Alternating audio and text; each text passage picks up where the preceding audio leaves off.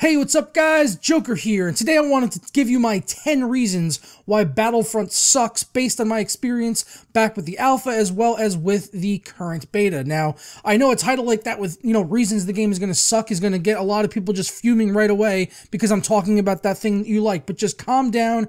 Hear me out. I'm also going to be doing a video about things that they are doing right with the game, which I'll put a link to right here, so be sure to check out that video as well.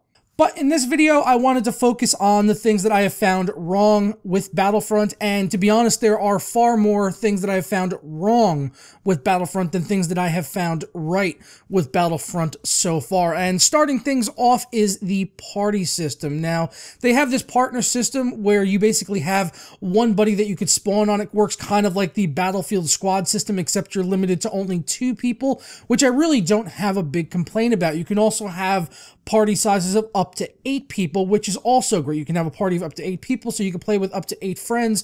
Unfortunately, if you have an odd number of people and people are partnering up, you kind of get one guy that's kind of left out. But I guess that's just sort of one of the caveats of the system. And I don't really have any problems as far as that is concerned.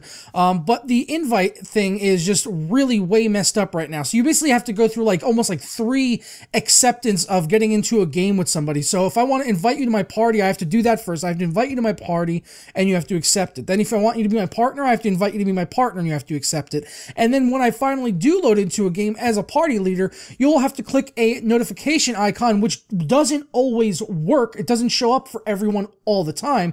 You have to click that notification icon in order to join the game with me. Now, I don't know why it doesn't just bring people along with me. I mean, we're in a party, we're partners together, and now you have to click a third button to say that you want to join the game that I'm in. I'm pretty sure if they've already accepted my party invite, accepted my partner invite, that they probably want to join whatever game I'm going to be going into. So I would like to see this system maybe get streamlined a little bit, at least have your party members get brought into the game with you. I mean, at the very least, I think that should happen. The second thing I got to cover here is the level design. Now, so far, we've only seen 2 levels. I get that. There's more levels to come. It's only a beta. I get it. I get it. But for the levels that we've seen so far, it's just a whole lot of big, wide open space. There are some hangars on the Hoth map for Walker Assault, but for the most part, the rest of the map is just open and stark. There's some trenches, which I don't know if it's meant to be like World War I. I feel like I'm in the Battle of Verdun or some shit. But we need some buildings or something out there. All we have are trenches and rocks. I want to see some buildings, outposts, a little bit more cover, please. And just not even just for cover, but just something to break up the monotony of the map of just that big open space. That's all it is. It's just big open space. It's hard to keep track of everything that's going on around you. I could be focused on one area and killing enemies, and then I get shot from all the way over here because there's nothing to break it up. There's nothing to break up that massive open space, and it's kind of hard to keep focused on what you're doing, and the whole game mode as a result just kind of feels just kind of all over the place and not very focused. The next thing I got to talk about are the flight controls. Now, I talked about this back after I played the alpha because I thought they were atrocious, and I'm sorry to say that they have not improved that here in the beta at all. At least on PC with a mouse and keyboard, the flight controls are absolutely horrendous. And you should not have to plug in a fucking controller in order to be able to control the flight controls. I don't know how it controls on a controller because I'm not going to play with a controller. I'm playing on the PC with a mouse and keyboard. I'm not going to pull out a second implement anytime I hop in a vehicle. That's a fucking absurdity, and I'm not going to do it. The vehicle should be able to handle well on a mouse and keyboard. It should handle well on all platforms. The fact that you can't even do a full 90-degree bank when you're trying to turn left or right is ridiculous. You just kind of drift left and right there. It feels like I'm flying the Mako from Mass Effect, which was a ground vehicle, and it was not a good one at that. So I don't know what the fuck they're thinking with the flight controls in this game, but they need to sort it out. I don't know what was wrong with jet controls from Battlefield or helicopter controls from Battlefield. You would think with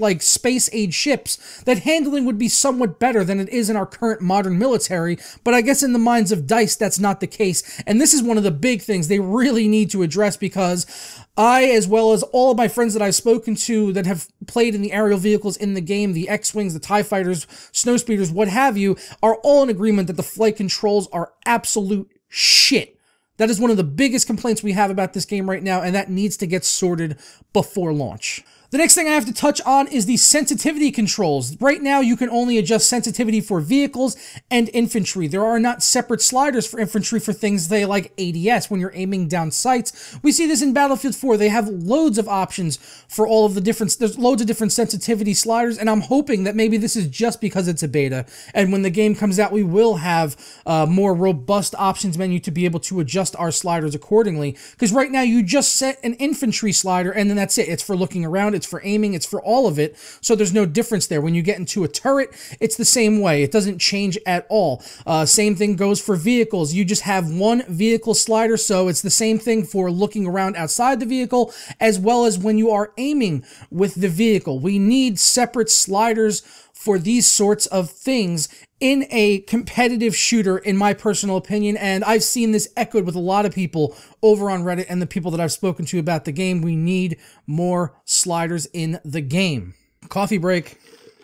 So the next thing I have to touch on is the aiming in the ground vehicles. Now, for whatever reason, it feels like it's kind of zeroed for targets at a distance rather than up close in front of you. If I had to guesstimate, I would say it's maybe zeroed for about 100 meters out. And what this results in is if you're aiming at a target far away, your bullets are actually, or your shots are going to go exactly where the crosshair is. But if you're aiming up something close to you, it actually kind of looks like the shots are sort of coming from underneath the ATST or the ATAT. So that's really disconcerting, and it doesn't really elude confidence in me as a shooter, is that I don't feel like my shots are going to go exactly where I want them to, and I'm having to adjust for that accordingly, and it just kind of feels all over the place, and I would like to just see them put in, I don't know, a normal aiming system so that I can just adjust for bullet drop at range, rather than kind of guessing as to where my reticle happens to be zeroed. So the next thing is Walker Assault. Extremely one-sided game mode. I don't think I've seen the Rebels win a single game in like 30 matches that I've played. I played about, I'd say about 25, 30 matches so far of Walker Assault in the beta, and I have not seen the Rebels win a single time because it is extremely one-sided. The AT-ATs are nearly impossible to take out, as well as ATSTs. While you can take them out, it's extremely difficult, and I think that this is limited right now because of the beta and the number of weapons that we have. So this one I'm kind of giving them a pass on, because I think that once the game does come out, that this will be addressed by having more weapons available for the Rebel side. But I would just like to see them maybe put out an update that sort of made it more in line with what we had in the alpha, because it wasn't as one-sided back in the alpha, because there were some different weapons available and different frequency which those weapons were available for the Rebels. So hopefully that's something that gets addressed with just having more weapons and stuff when the full game does come out in November. The next thing is the lack of a class system. So the way that it works right now is, you have your weapons. There's only 4 weapons in the beta, and there's a limited number of the star cards, which kind of work like perk systems. It's sort of like in a Call of Duty game. And the big complaint that I have right now is that this kind of makes it like almost every soldier is exactly the same. Some people might have, a shield bubble while another guy has ion shot, but for the most part, it feels like everyone is kind of running around with a very similar, if not identical loadout, and that really just doesn't make it very fun, because everyone you come across is kind of the same, and you like to have that variance. When you come across something like in Battlefield, you come across a guy that's a shotgunner or a sniper, and you're like, okay, I'm gonna have to handle this this exchange a little bit differently because this guy, is running this loadout. There's none of that there in Battlefront, and that kind of detracts from the gameplay for me personally, because every battle I get into with another soldier feels exactly the same as the last one. Alright, the next one is the fact that there is no server browser in the game. Now, I feel like this is largely due in part to the fact that this is a big, Disney licensed title, and I feel like the developers kind of have their hands almost like tied behind their backs as far as what they can do with the game. Like, they're afraid we're going to have, custom servers, and then people are going to be able to do whatever they want with them, and then people can therefore complain about it and complain about bad admins banning people, things like that, and that's going to reflect poorly on the Star Wars license. This is partially speculation, but it's also grounded in reality if you really just look at the facts here of what's going on, and we really just need a server browser, in my opinion, because right now it's just matchmaking, and the matchmaking works okay, but it's not amazing. And the fact that our servers are limited to player sizes is a big part of the reason that I'm complaining about it. On the drop pod mode, we only have 16 players, 8 versus 8. That is not enough people. Those maps can easily handle, I would say, a minimum of 24 people. Ideally, I'd like to see 32 or 48 even on a map like that. I would say 32 is kind of the sweet spot there, but 24 would be the minimum. 16 is way too small, guys. We're not playing on console here. We're playing on PC, and we need more players. We got 40 players on Walker Assault on a map that could easily handle 64 players, and I feel like we're being limited there because of the consoles and because we don't have server browsers and custom servers that are going to be run by gaming groups and stuff like that, like the old group I used to be in, CMW Gaming. You know, we used to run Battlefield servers, so there's not going to be any of that. There's not going to be any custom servers in this game, and I feel like that's going to sort of limit some of the fun factor and variance you'll see there between matches, and it's going to keep it consistent. That's one thing it'll do. You're definitely going to have a consistent experience between the matches, and maybe that's something that they're going for. But at the same rate, the player size counts on the servers, in my opinion, are just way too small. So the next thing I'm going to talk about are the vehicle spawn tokens, which I feel like come around way too quickly.